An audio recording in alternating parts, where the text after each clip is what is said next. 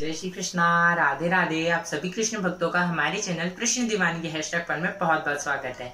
So guys, आप सभी कैसे हैं? हमारी राधा रानी की कृपा से आप सभी बहुत बढ़िया होंगे। आज की इस वीडियो के अंदर मैं लेकर के आया हूँ कि राधाष्टमी कब है, कैसे मनाएं, इस बात की संपूर्ण जानकारियां। तो सबसे पहले हम जान लेते हैं कि राधाष्टमी कब है।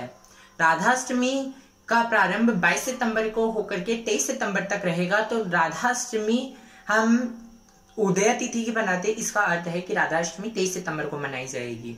तो राधाष्टमी यानी कि इस दिन राधा रानी के चरणों के दर्शन होते हैं। तो राधाष्टमी वाले दिन हम क्या खास कर सकते हैं अपनी राधा रानी के लिए? तो सबसे पहले तो राधाष्टमी का व्रत कैसे करना है, सर्वप्रथम मैं आपको इस बात की जानकारी देता हूँ। तो जैसे जन्माष्टमी का व्रत होता है, तो जन्माष्टमी का व्रत हम लोग रखते हैं जन्म के पूरे एक दिन पूर्व। तो राधाष्टमी का व्रत भी जन्म के पूरे एक दिन पूर्व रखा जाएगा।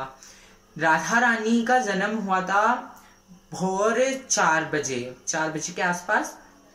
तो हम लोग राधा रानी का जो प्राकट्य उत्सव है वह सुबह 4 बजे मनाएंगे।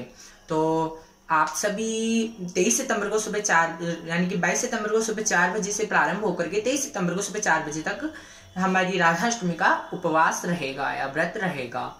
तो 23 सितंबर को हम लोग सुबह फिर 4 बजे राधा रानी का अच्छे से पंचामृत स्नान करा के दूध, दही, शक्कर, घी, शहद आदि से स्नान अच्छे से करा करके फिर इसके बाद में आप राधा रानी को उनका प्रिय जो रंग है नीला रंग वह धारण करा करके उनका अच्छा सा सुंदर सा श्रृंगार करके उनको हम विराजित करेंगे।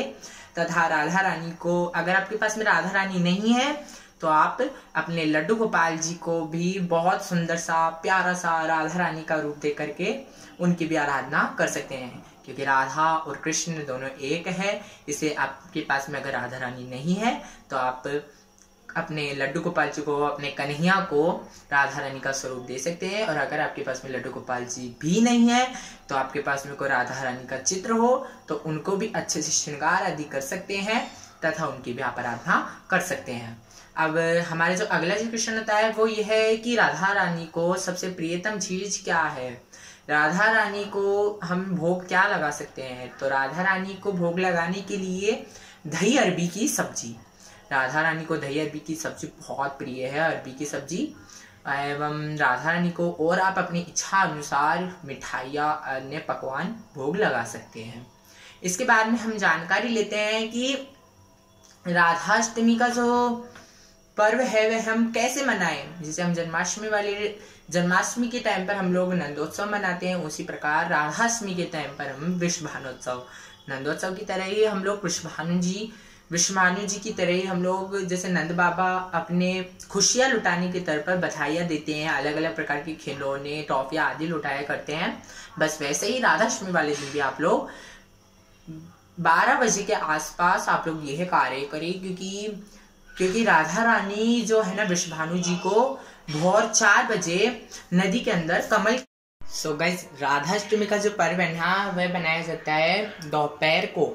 तो सुबह 4 बजे तो राधा रानी का प्रकटोत्सव मनाया जाता है। इसके बाद में हम लोग दोपहर में जैसे नंदोत्सव मनाया जाता है, उसी प्रकार से हम दोपहर में 12 बजे वृषभानोत्सव, इसके अंदर आप लोग अपनी ओर से जैसे टॉफियाँ हुई या फिर खिलौने इत्यादि आप छोटे छोटे बच्चों को दे सकते हो, लुटा सकते हो, आदि कर सकते हो आप।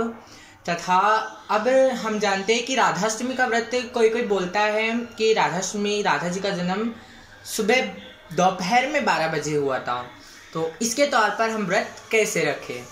तो राधाष्टमी का व्रत यद्यपि जन्म जो है 12 बजे का माना जाता है, तो राधाष्टमी का व्रत हम लोग 22 सितंबर को सूर्यास्त के बाद में हम कुछ भी अन्न जल आदि ग्रहण ना करें, तथा 23 सितंबर को 12 बजे राधा रानी का अभिषेक आदि करके उन्हें अच्छे से श्रृंगार आदि करके उन्हें खीर, अरबी, दही अरबी के आदि का भोग लगा करके और फिर उनके पंचामृत तथा उस प्रसादी से अपना व्रत पारण करिए।